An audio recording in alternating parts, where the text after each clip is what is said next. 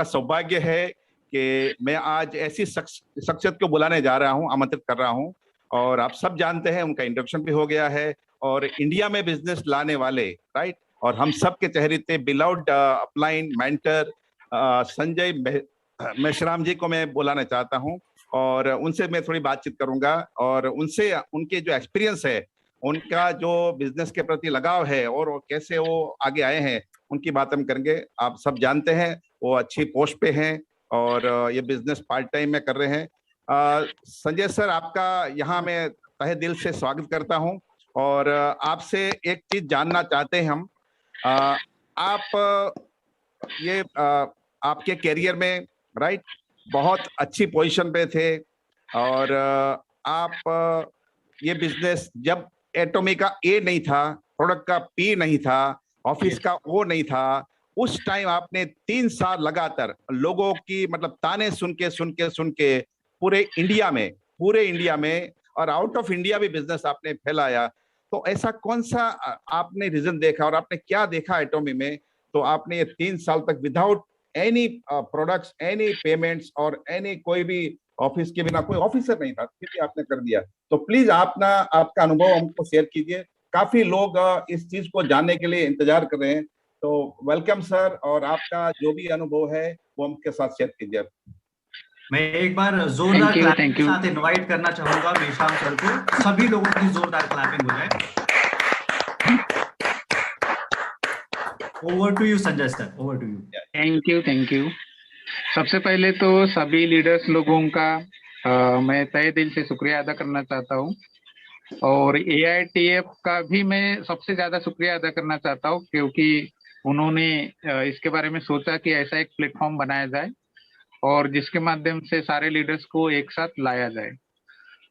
तो सबसे पहले तो सर, मेरा इंट्रोडक्शन सब अनुज सर ने दे दिया है, लेकिन सर ने जो क्वेश्चन पूछा कि आपने इसमें क्या देखा, 3 साल आपने क्यों मेहनत की, एक गवर्नमेंट सर्विस होने के बावजूद भी मैं क्यों किया, तो उसके पीछे मैं कुछ बातें बताना चाहूंगा।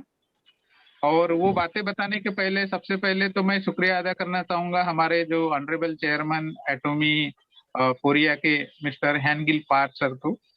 उसके बाद में जो बिजनेस के बाद में जो मेरे मेंटर रहे हैं मिस्टर शैंक्यू पार्क सर, जो कि अभी रिसेंटली रॉयल मास्टर है।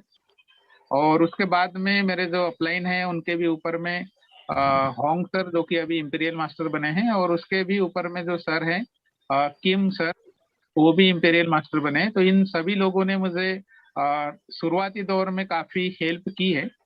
अभी सवाल आता है कि मैंने 3 साल free of cost all over India में इस बिजनेस को क्यों रन किया। तो ऑलरेडी मैं गवर्नमेंट सर्विस में हूँ, अच्छी सैलरीड पर्सन हूँ गवर्नमेंट ऑफ महाराष्ट्र में। और मेरा जो एम्बिशन था to become IAS officer, IAS बनने का मेरा प्लानिंग था और IAS बनने के लिए मैं प्रिपरेशन भी कर रहा था। लेकिन उसी क्षण, उसके पहले मैंने कुछ MLM कंपनीज भी की थी, तो उसका मुझे प्रीवियस का नॉलेज था।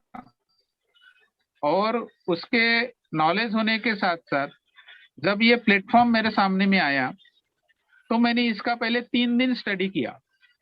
और स्टडी करने के बाद में मुझे ऐसे लगा कि मैंने टॉप 10 जितनी भी वर्ल्ड में कंपनीज है, वो सारी टॉप 10 कंपनीज का मैंने स्टडी किया कि एटॉमी उन कंपनियों से क्यों डिफरेंट है। और मैं यदि ज्वाइन करना चाहता हूँ तो मैंने इस सिस्टम को क्यों ज्वाइन करना चाहिए। तो वो सारा स्टडी मैंने 3 दिन किया। और जितने भी हैनगिल पार्क सर के जो वीडियोस थे, वो सारे वीडियोस इंग्लिश में थे, कोरियन टू इंग्लिश में थे। वो सारे वीडियोस मैंने देखे। और सारे वीडियोस देखने के बाद में मुझे ये समझ में आया कि this is the unique platform in the world और मुझे ये करना चाहिए। और ये जब समझने के बाद फिर मुझे ये लगा कि भाई हमको इस प्लेटफॉर्म को करने के पहले हमको ये चीज है कि नहीं है, ये पहले देख लेना चाहिए। इसीलिए अपलाइन के हेल्प की वजह से मैं कोरिया गया अक्टूबर 2018 में। और कोरिया जाने के बाद में वहां मैंने कोलमार को देखा, वहां के जो सक्सेस एकेडमी के सेमिनार्स है वो देखे, प्रोडक्ट्स देखे। तब से मैं प्रोडक्ट इस्तेमाल करना भी चालू किया।